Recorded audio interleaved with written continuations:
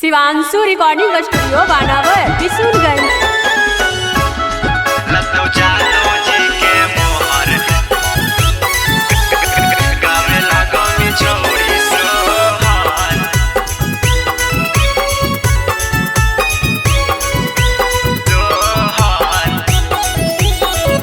Music by Manikant सुगु।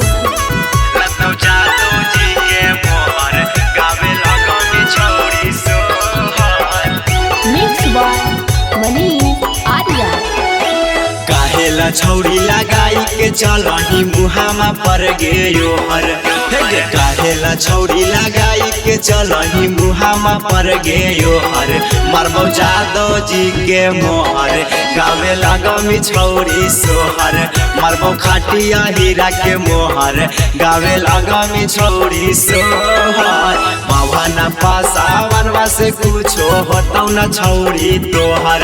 हे गे पावन पासावन से कुछो होतौ न छौरी तोहर मरबौ खाटिया हीरा के मोहर गावे लगमी छौरी सोहर लगतौ जादव जी के मोहर गावे लगमी छौरी सोहर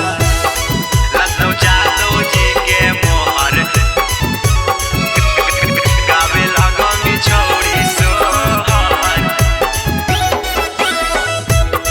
लगतौ जादव जी के मोहर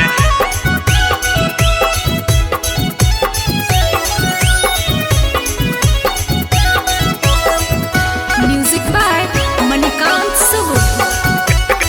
गावे लगमी छौरी सोहर मन लेगे छौरी हम कही बात गे अहिरा के साथ खाली सुत जो एक रात गे सुत जो हे गे मन लेगे छौरी हम कही बात गे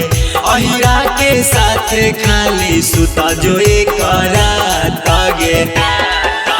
चौधरी चौरसिया खाली बतिया कतौ मनोहर एगे पंडित जी औरी चौरसिया खाली बतिया करतौ मनोहर मरबौ खाटिया हीरा के मोहर गावे लगमी छौरी सोहर लगतौ जादव जी के मोहर गावे लगमी छौरी सोहर लगतौ जादव जी के मोहर गावे लगमी छौरी सोहर लगतौ जादव जी के मोहर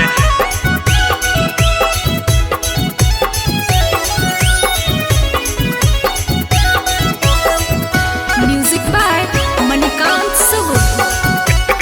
गावे लगमी छौरी सोहर